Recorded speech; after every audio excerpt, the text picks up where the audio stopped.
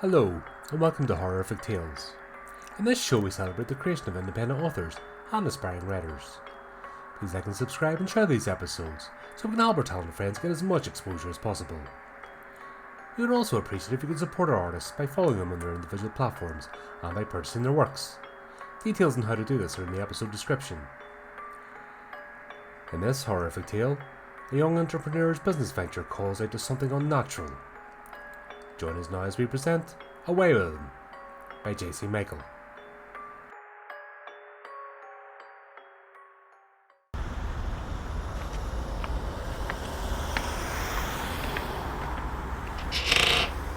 I'd stay away from them woods if I were you.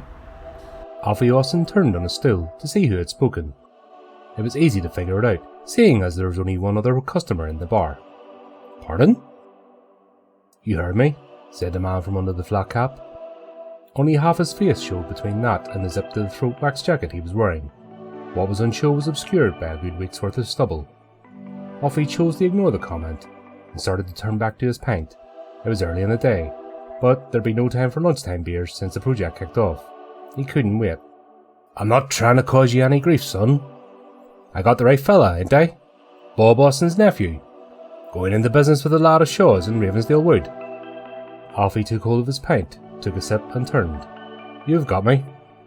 Whatever the bloke wanted, it wasn't worth having him bend his uncle's ear if he felt Alfie had been rude.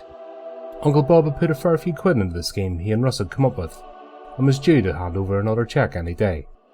He'd rather it came without a lecture attached. So, what's wrong with the woods? It isn't the best place to do business is all. They may pay you a visit. Who?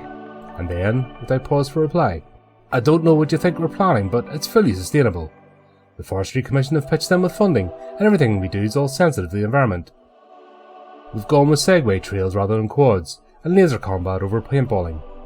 All the car parking and buildings will be using the old quarry facilities, so there's no construction work. We've had open consultation sessions at the village hall, and I'm more than happy to talk things over with anyone who may have concerns. Speech over, he took a long drink, and reached behind him to set his glass on the bar. The gauntlet was thrown down. Hold your horses, lad.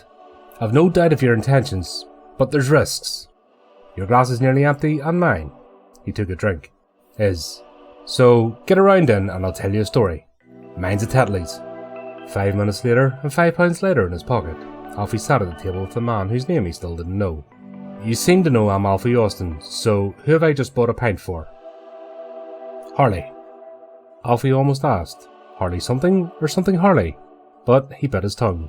He'd asked Uncle Bob. Okay then, Harley, I've bought your story for $2.50. Gotta love the lunchtime happy hour, so let's hear it. What are you or they worried about? The music. The music? Come on! The old quarry will make a great place for a concert, and the bands we'll have will be done by 11. There'll only be 2 or 3 a year, all in summer. Loads of forest and stately homes do it these days. It isn't like we're holding all-night raves for drugged-up louts. This'll be a few bands, a few beers, bring a picnic type of thing. I think they like the music. What's the problem then? Listen, you're baffling me, so I'm gonna sit quiet and you can either say your piece, or we'll drink up in silence and I'll be on my way. Your call, mate. Harley took a drink and ran his hand down the back of his head, where came the rest in the back of his neck. The action had pulled his cap back over his head, revealing his face from the shadows. His eyes were bloodshot, and the piercing grey pupils locked onto Alfie's own eyes in a way that made the younger man feel uneasy. He took another drink, his gaze held fast, and then sighed as he sat back down into the dark red upholstery of his chair. How old are you, son? 23, 24. A right little entrepreneur, and I don't knock you for it. Anywhere else and I'd be saying go for it. Turn a shit heap remnant of an industry nobody wants no more into something useful. Create some jobs, make some money. Good on you. Another drink, the pint was now half. And you're doing it honest too, but it won't make a difference. They'll come and they'll have folk with them. Maybe not you, but you'll have to live with it. It isn't a burden I'd wish on anyone. Alfie's drink sat untouched. Harley reduced his by another quarter, as though he needed the alcohol to fuel the story. We weren't quite so honest, though that's purely down to a technicality.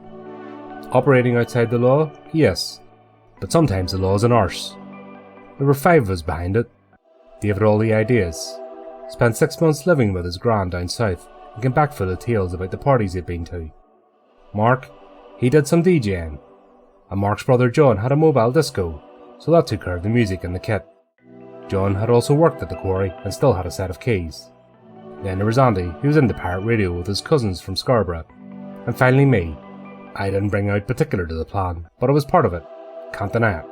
I'm guessing we aren't talking about last week, are we? Harley chuckled. It took 10 years of him, but only fleetingly. More like last century. It was 92. I was still in nappies then. Good times? The best. Until that summer. Another drink, an empty glass. I look over to the bar and a nod to the barman. My round. Get supped up. Alfie took a drink, a lengthy one. So, what happened? Well, there was none of your internet back then, and if I wanted to ring someone I had to use a big red box in the village green. But word could still get around, particularly with the pirate radio in the air. We put it out that something would be going off the first weekend in August. I spent hours planning it right here, in this pub. It was a different landlord then, one with a nicely turned blind eye to some of our youthful shenanigans. The chuckle came again, and the barman brought over a couple of fresh pints, receiving a crumpled fiver in return. Wasn't the sort for waiter service though. Cheers! After another pause, an initial sip of his drink, Harley continued. As you've correctly identified, the old quarry makes a natural oratorium, and before you say it's man-made, is a beehive natural, or a beaver lodge? Most folks say yes, in which case things that are man-made must also be natural. Yes, whatever. A bigger sip this time. I'm dragging this out, aren't I? The steely gaze was back. It's because I don't want to go to the next part. We all kept quiet about it. Everybody did. But you need to know about the music and the risk. Some of those we had out there, well, losing them wasn't a big deal. Families with picnics though, can't be having that. The glare was gone, replaced by a smile. However, he said as he stood up, at my age the booze flows straight through, so at this point I'll have to pause and visit the gents. I'll quit fanning about when I get back. When Harley returned to the table, a shot of whiskey sat by his pint. Its double sat by Alfie's. I took the liberty of getting us a short. Good man. Now where was I? Getting nowhere fast, and time to stop pissing around. The quarry makes a good venue. Plenty of space, secluded. Nobody nearby to poke their nose in or complain. And surrounded by beautiful woodland where people can nip off for a stroll, or a smoke, or a, well, you know what, you aren't that wet behind the ears. Mark and John went up that afternoon and started setting things up. Me and Dave were driving around in his dad's SRI, telling people what was going on, selling tickets. Bloody raffle tickets with the Batman logo stamped on them, if you can believe it. And doing a bit of business on the side. And Andy was doing the promotion on the radio, covering the whole of the East Coast and around here. Things are running like clockwork, even if... Harley paused once for breath. He filled his lungs in an exaggerated manner, and then downed his whiskey in one. Here goes. We all met up there at 10. Andy's cousin had even turned up in a transit with a Jenny in the back and was broadcasting live from Quarryscape. By midnight the place was packed. Poor animals in the mood must have wondered what the hell was going on. Christ, the earth was shaking. Some lads from Leeds had turned up with their own rig and set it up, relegating Mark to a sideshow role, but we didn't give a shit. Mark's girlfriend was taking money hand over fist as people turned up. I doubt you got half of them, like. We didn't exactly have turnstiles and ticket booths, but we were making a killing. That's why Dave spotted them, actually. Saw them coming out of the woods and nudged me to say that he thought they were trying to sneak in without paying Ali. I was too trolley to care, but I did care about how they looked. I mean, I'm straight as a die, but even the men look good.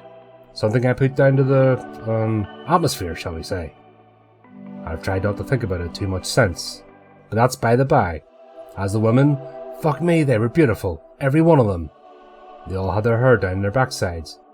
The lasses, that is, some blondes, some brunettes, and a few redheads. Not ginger, but very red. I still dream about them. I think that's why I never married. Once you've seen beauty like that. They moved like they were floating, so graceful and swaying to the music. Between them, the bass and the... You know what, I was hypnotized. There must have been 20 or 30 of them on all, and they left the woods and joined the party. I saw one wrapping her arms around Dave. She was wearing a dress so thin I could see straight through it, and she didn't care one bit. She was one of the redheads, with eyes like emeralds, and slim, yet rounded, like we all were, if you get me. Each one had paired off with someone within minutes of arriving, and I admit it, I was bloody jealous. But beautiful as they were, some of them still had a look about them, something feral. One of the men looked at me and his eyes were yellow and filled with cunning. To be honest, I thought I was shooting through, but no, that was the real aim. And the beauty was the trip, not the other way round. Still, it was hell of a night until the police turned up about 5:30 and closed us down. Harley stopped and stared down into his beer. 10 seconds passed, then another 10. I still don't know why you're so worried about his working up there, said Alfie with a distinct note of caution in his voice. I saw the girl lead Dave into the woods. He was my best mate. Had been since play school. I even waved him off. I shouted, "Lucky bastard," after him. I thought he'd turn up the next day. He didn't. The day after that I started to worry. I never saw him again. Or Mark. Last time I saw him, he was cabbaged out by a speaker. But they took him too. Gone. Just like that. He snapped his fingers. 33 people vanished that night. One of them a bloody copper. All of them single. All of them last seen with one of the people from the woods. 21 lads and a dozen young lasses. Gone. Only 3 were ever found a month later. The bodies tossed into the bog in the middle of the woods and was all torn up. Come on, you're pulling my leg. Good story though, worth a couple of drinks. Harry reached across the table and grabbed Alfie hard, squeezing his arm. Do I look like I'm pulling your fucking leg? It was hushed up, but 33 people that I know of were taken into those woods and never came out. 3 at least ended up mutilated and ripped apart like a friggin' lion had its been at them. I try to pretend that the rest of them are living the high life with the fairies and the elves, but the fuck they are. Poor bastards are rotting away in shallow graves, waiting for one of their fucking segways to run over their final resting place. I've lived with organising that rave for 20 odd years. Could you do that? Or would you end up with Uncle Bob's 12-bore in your mouth after a load of kids get Pied Pipered away while playing laser tag? Alfie pulled away. Fuck off! I don't know what your problem is, but I can do without it, bloody lunatic. Maybe I am, but it doesn't alter the fact that those people vanished. Nor the fact that if I go to any other cursed bit of land I can hear them calling me, telling me I can have another chance to go away with them and see my mates again.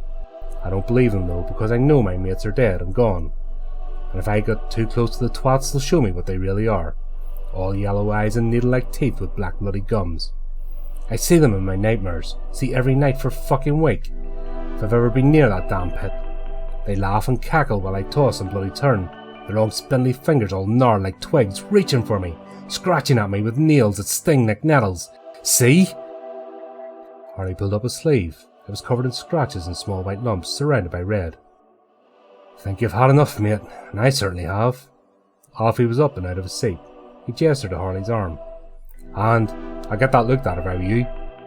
That's the least of my worries, son, said Harley, the anger gone from his voice.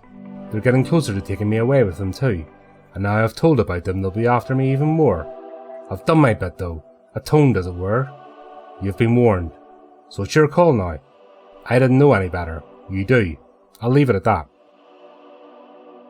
1 week later, Alfie was talking to his Uncle Bob and mentioned his meeting with Harley. Harley Wharton, that nutter? Said Uncle Bob. God knows what brought him out of the woodwork. Knew him at school, but him and his mates got into drugs and he hasn't been right in the head since. Pay no mind to him. 2 months later, Uncle Bob visited the site to see what his investment was shaping up like. He told his nephew that Harley Wharton had hanged himself. 6 more months later, the Quarry Activity Centre was open. 1 month after opening, the site lay abandoned. 33 people, including Alfie Austin, were missing. They were never seen again.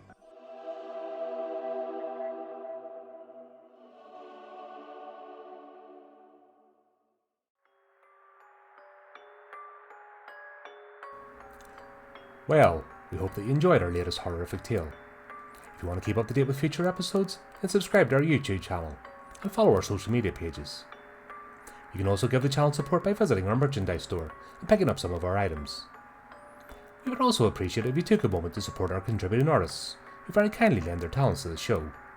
Check out the links in the description to see how you can do this. Well, that just leaves me to say, until next time my friends, keep it creepy, keep it horrific.